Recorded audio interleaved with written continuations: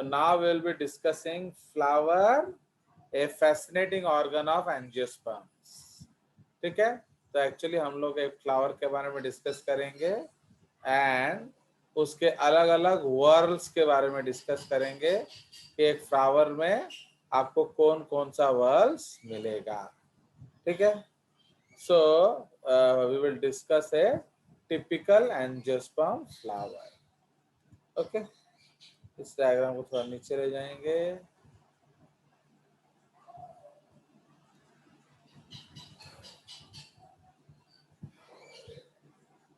Okay, अब हम यहाँ रखेंगे एक टिपिकल फ्लावर. फाइन. सो ये दो अलग अलग टाइप्स ऑफ फ्लावर आप देख रहे हो. फाइन, तो ये उसका जो ड्राइंग है एंड ये उसका एक्चुअल रिप्रेजेंटेशन है. सो हम लोग क्या लिख सकते हैं, that flower is a modified shoot. लिख सकते हैं कि नहीं? Can we write? Yes, sir. Can we write flower is a modified shoot? Yes, sir. मतलब वो एक स्टेम का मॉडिफिकेशन है. And okay, a typical bisexual flower has the following four basic whorls. Okay, उसमें चार बेसिक वॉल्स होंगे. कौन कौन से होंगे? ए, तो सबसे बाहर हम क्या कहेंगे उसको? कैलिक्स या सेपल्स. ठीक है जी. सो कैलिक्स, इसको ग्रीन में कर देते हैं, ग्रीन में होता है. ओके, कैलिक्स और sepals. So these are the outermost whorls and they are the only layer visible during the क्या? फ्लोरल बड स्टेज. तो समझ रहे हो? तो जो आपका फ्लोरल बड स्टेज है उसको आपको all birds are green in colour है कि नहीं? तो इसीलिए so these are outermost whorl and they are the only layer visible during the floral bud stage. In this stage, if this layer, yeah, this whorl, okay, protects the क्या? Inner whorls. ठीक है जी, inner walls. तो ये अंदर वाले walls को protect करता है. तापर कौन आसीजिब? बोलिए करोला, या उसको हम पेटल्स बोलेंगे, है कि नहीं? So they can be of any colour except green, है कि नहीं? तो corolla petals, these are the second whorl, comma, after sepals. ठीक है? They may be of any color bracket other than green. Fine. Generally वो other than green होता है. Okay, so they may be of any color other than green. Okay, full stop. They may also have a very fragrant aroma. Okay, its main purpose is to, क्या बोलो, इसका main purpose क्या है? attract pollinators, pollinators.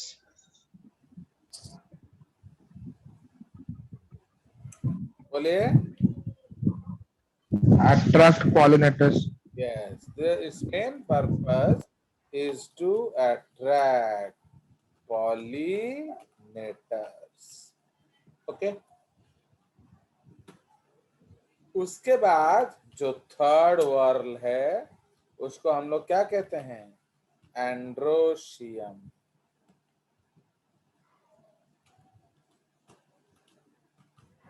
और इसको हम लोग क्या कहेंगे?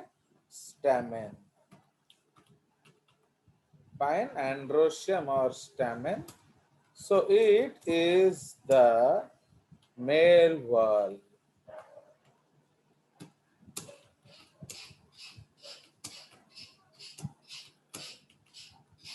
Okay, it is the male whorl of the flower, and it is responsible for the production and storage, okay, of the male gamete.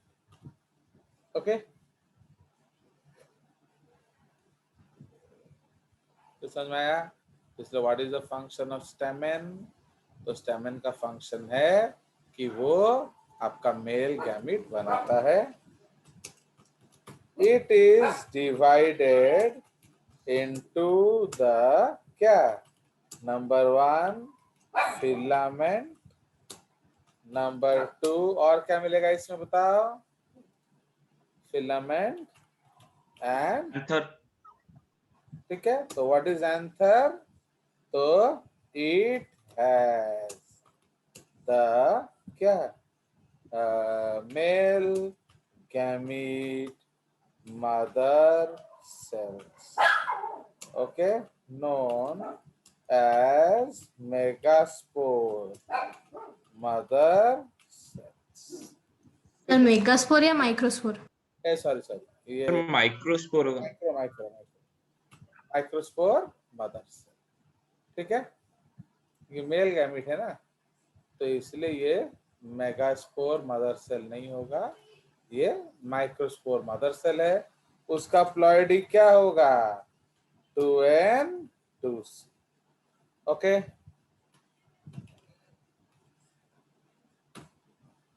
Understood? So this is the androecium.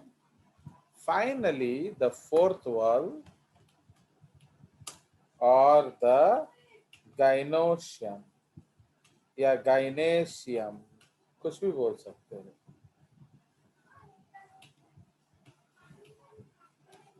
Okay, gynoecium और क्या? This is carpel और pistil, ठीक है।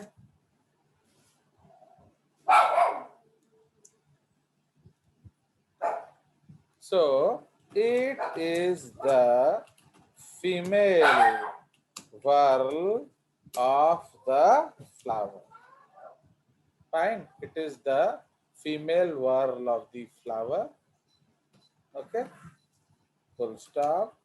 It is again divided into number 1 stigma, helps to bind the pollens. Number 2 style, okay, helps in the passage of male gametes to the egg. And number 3 ovary. It has numerous ovules. It has one or many, yeah? It has one or many ovules. कोई जरूरी नहीं कि many हो, okay?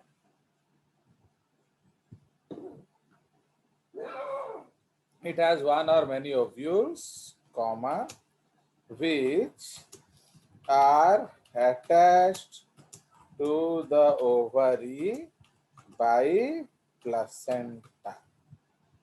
ठीक है जी. तो when the ovary develops, the ovary is modified as fruits and the ovule becomes the seeds. ठीक है. तो ये उसके अलग अलग पार्ट्स हैं. तो स्टाइल का एस कैपिटल कर दें. तो स्टाइल तापरे स्टिग्मा तापरे ओवरी. ठीक है जी. नाउ नीचे हम एक जनरल पॉइंट लिखेंगे. ऑल दीज 4 वर्ल्स आर किसके ऊपर होते हैं? All these 4 valves are placed on a receptacle or thalamus. ठीक है. जिस डंडे में ये सारा चीज अटैच होता है उसको हम क्या कहते हैं? रिसेप्टेकल कहते हैं या थैलामस कहते हैं. ठीक है जी. So if you see this flower we are showing, the green colored ones are the sepals. उसके बाद पेटल्स आ गए लाइट ब्लूइश कलर के. उसके बाद मोटे मोटे स्टेमन हैं एंड बीच में आप पतला सा कार्पेल या स्टिग्मा देख सकते हैं. ठीक है. अगर इस फ्लावर को हम बोले तो ये कौन सा मेरस फ्लावर है बता सकते हो? कितना Trimerous. है? ट्राइमेरस. Very good. सो इसमें एनीथिंग मल्टीप्लाइड बाय 3 होता है. आप देखिए जो सेपल्स पेटल्स है 3 जबकि एंड्रोशियम जो है वो 6 है एंड जो आपका जो ओवरी है वो 1 है. अंदर शायद ज्यादा हो सकता है. बाहर से एक ही दिख रहा है बट अगर अंदर से आप देखोगे जो कार्पेल वो फ्यूज हो सकता है एंड उसके अंदर अलग अलग ये डिटेल्स हो सकते हैं. ठीक है. So this is the different parts of the what angiospermic flower. Now जो जिम्नोस्पर्म्स है या जो क्रिप्टोगैम्स है, क्रिप्टस का मतलब क्या होता है? हिडन. गैमस का मतलब होता है क्या? मेल. तो इसलिए क्रिप्टोगैम्स का मतलब क्या होता है? गैमस का मतलब होता है मैरिज. तो what does cryptogamy say? That there is no marriage before seed. Okay. या एक्चुअली वो दिखता नहीं है इसीलिए उसको हम लोग हिडन मैरिज कहते हैं. Why hidden marriage? वो लोग इतना बड़ा सेरेमनी नहीं करते. They don't make this flower and etcetera and show the whole world that we are going to marry. Okay. कुछ पूछना है इसमें आप पूछ सकते हैं.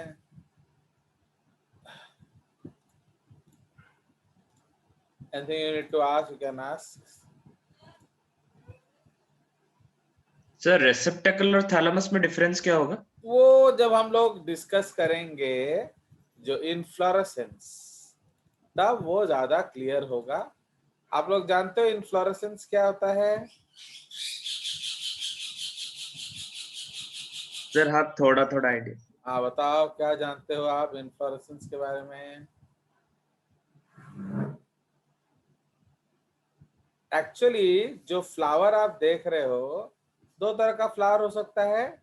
एक सॉलिटरी फ्लावर हो सकता है एंड एक आपका क्या वो एक मेनी फ्लावर्स का समागम हो सकता है. तो actually generally combine many many flowers unite to form a inflorescence. ठीक है. तो इसलिए ये जो इन्फ्लोरेसेंस है ना दिस इन्फ्लोरेसेंस. ओके. तो ये जो इन्फ्लोरेसेंस है इस इन्फ्लोरेसेंस का जो बेस है उसको बेसिकली हम लोग रिसेप्टेकल बोलते हैं. ओके. एंड सॉलिटरी फ्लावर के बेस को हम लोग क्या थैलेमस बोलते हैं. बट मॉडर्न लैंग्वेज में जो सिंगल फ्लावर है उसको सॉलिटरी इन्फ्लोरेसेंस बोला जाता है, समझ रहे हो? अगर आजकल का लैंग्वेज आप यूज करेंगे तो उसको हम लोग सॉलिटरी, क्या जो अकेला फ्लावर है उसको हम लोग क्या कहते हैं? So that is called as solitary inflorescence. उसको एक सिंगल फ्लावर हम नहीं मानते। Understand? So this is the case. चलिए और बोलिए। Yes. तो उसी पार्ट को थोड़ा हम लोग एनसीईआरटी में क्लियर हो जाते हैं। तो what is written in your book? So the reproductive parts of angiosperms are located in the flower. You have already read, studied about flower. Stamens and pistils are the reproductive parts of flower which contain the germ cells. What possible function could petals and sepals serve? So the flowers may be unisexual, papaya. तो ये unisexual का मतलब क्या है? बोलिए। Unisexual का मतलब है Either उसमें gymnosperm or either androsperm. stamen or either yes, pistil. it will either have stamen or it will have pistil, है कि नहीं? तो इसलिए हम लोग उसको देख लेते हैं। We'll write the same thing in our note. So whatever is given in your book उसको हम लिख लेंगे। इसको भगा देने से होगा ना।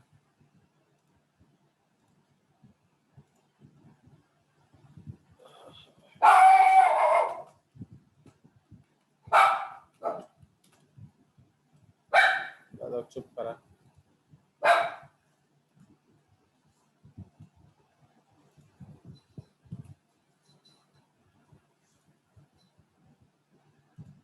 Okay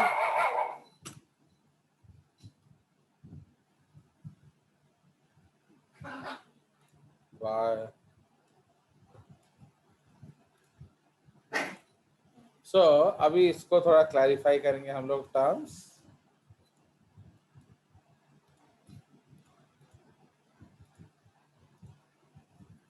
Fine. The flowers may be unisexual, that is papaya. Okay, where it contains either stamens or pistil. Okay. तापरे ये पिस्टल इसको क्लोज करो और बाइसेक्सुअल। तो यूनिसेक्सुअल का मतलब एक ही सेक्स ऑर्गन होगा, बाइसेक्सुअल का मतलब दोनों सेक्स ऑर्गन होंगे। उसका एग्जांपल दिया है hibiscus, mustard. Okay. Now, stamen is the male reproductive part and it produces pollen that are yellowish in color. कोई जरूरी नहीं कि वो हर समय येलो हो। Okay. Pistil is present in the center of the flower and is the female reproductive part.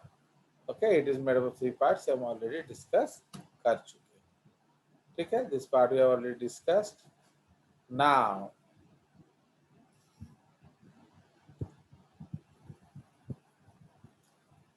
okay.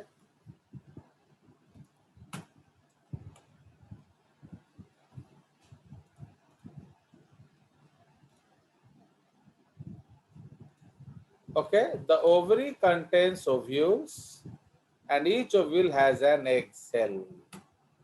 The male germ cell produced by pollen grain fuses with the female gametes present in the ovule. Okay, this fusion of germ cells or fertilization gives us the zygote, which is capable of growing into a new plant. Okay. Thus, the pollen needs to be transferred from stamens to the stigma. Okay. If this transfer occurs in the same flower, it is referred to as क्या? Self-pollination. On the other hand, if the pollen is transferred from one flower to another, okay, it is known as cross pollination. Fine, तो उसको हम लोग क्या कहते हैं? उसको हम लोग क्रॉस पॉलिनेशन कहते हैं। Okay,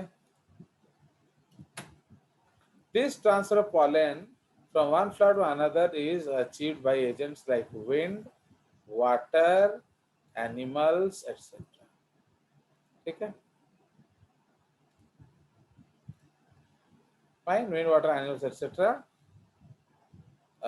They are known as the pollinating agent.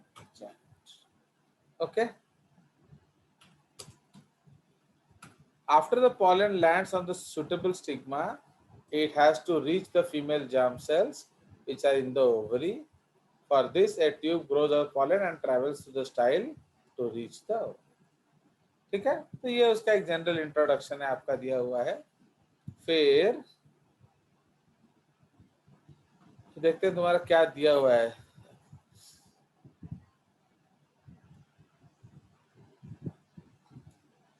Fertilisation दे दिया, बस एक ही पैराग्राफ दिया है. Okay, only one paragraph is given, वो तो खत्म हो गया.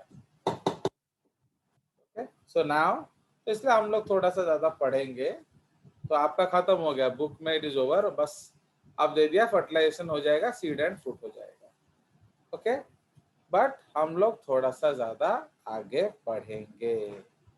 ओके, तो अब हम लोग थोड़ा सा डिस्कस करेंगे pre fertilization events. Okay, means fertilization के पहले की बातें. ओके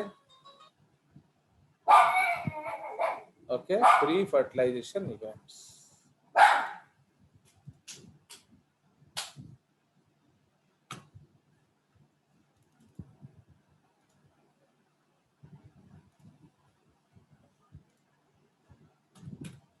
ओके, तो pre fertilization events.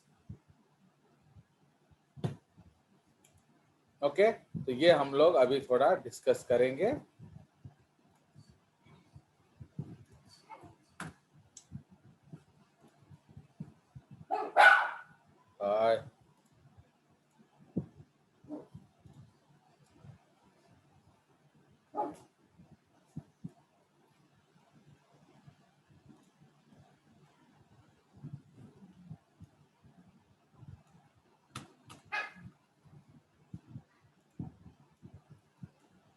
Okay, so much before the actual flower is seen on a plant, the decision that the plant is going to make a flower has taken place. Okay, वो decision already ले चुका है.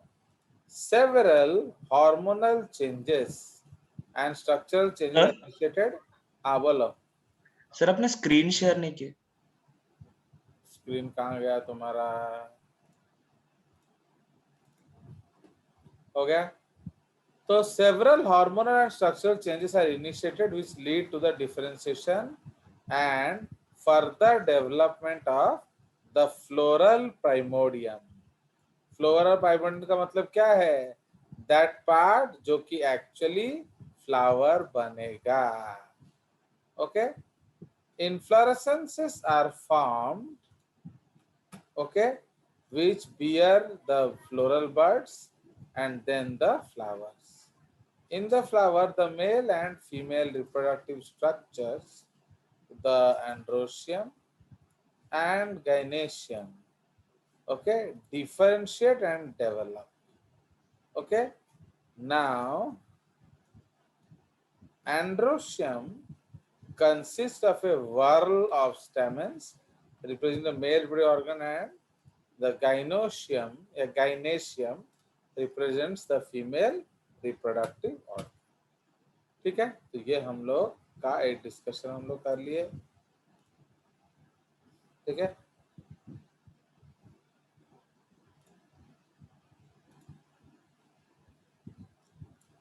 Flower को थोड़ा छोटा कर देते हैं.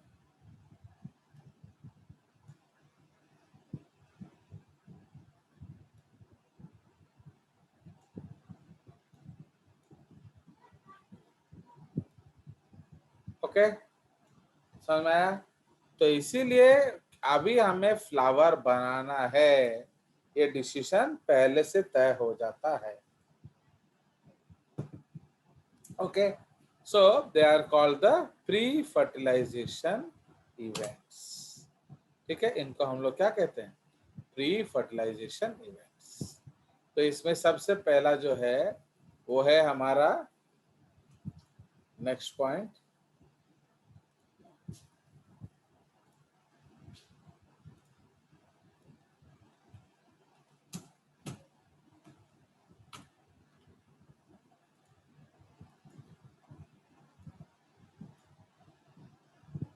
सो अब हम लोग पहले डिस्कस करेंगे स्टेमन, माइक्रोस्पोरेंजियम एंड पॉलन ग्रेन। ठीक है जी, तो अब आप क्या जानते हो,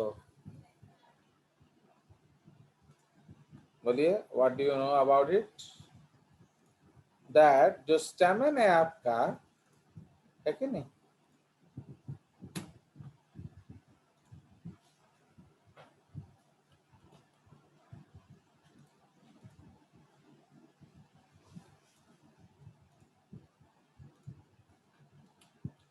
so a typical stamen, okay,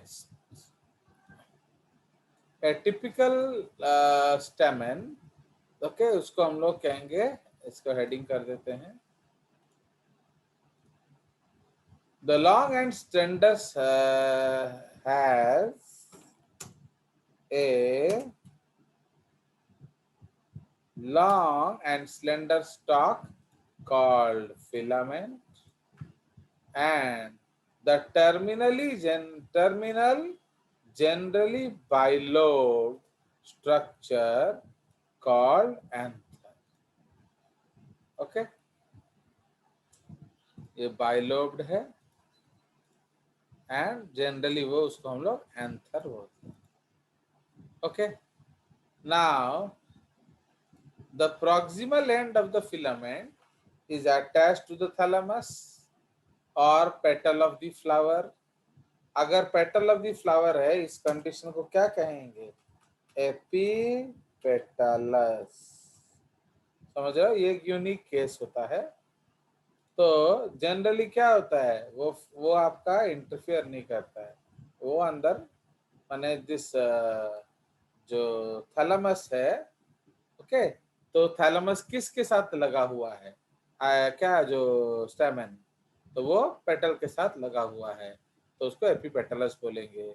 अगर जनरली आपके थैलेमस से लगा हुआ है तो उसको नॉर्मल बोलेंगे। So the proximal end of the filament is attached to the thalamus, जो कि नॉर्मल है, और the petal of the flower, उसको हम एपीपेटलस कंडीशन कहते हैं। The number of length and stamens are variable in flower of different species. Okay, ये आपका vary करेगा। Okay,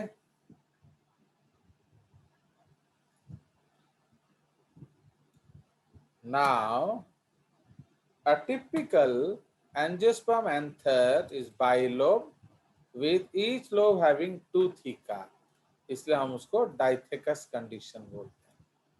ओके, तो ये बाइलोब्ड है and has two theca, two theca माने two layers, two theca का मतलब क्या है, two walls। ओके, इसमें दो वाल्स होते हैं या इंटेग्यूमेंट्स। ओके, two walls और integuments, that is they are dithecous. Okay, तो उसमें दो आपके होंगे, मैं डायग्राम आपको दिखा दूंगा। Now, often a longitudinal groove runs along the separating lines. ठीक है, so this is the concept.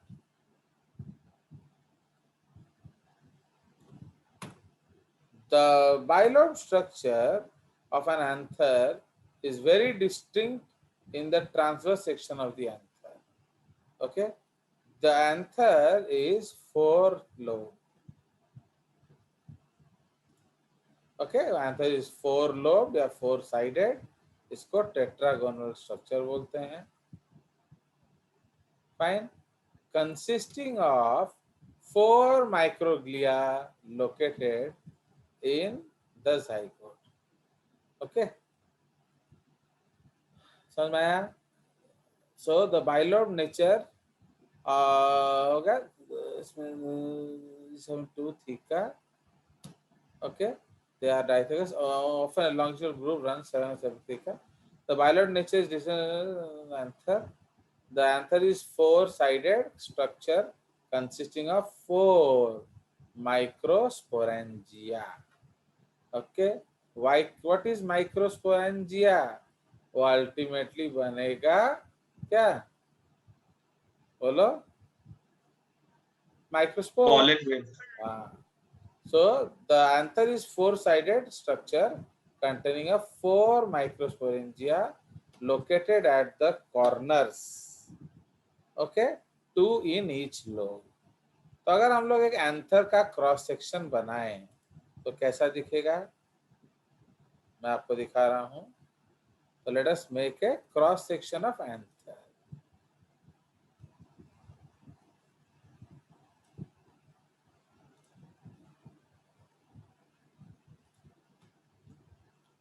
देख रहे हो? See here. तो ये आपका मिडिल ग्रूव जो है हमने लिखा है of an longitudinal groove appears. ये देख रहे हो? तो ये जो है इसको हम लोग कहते हैं लॉन्गिट्यूडिनल ग्रूव.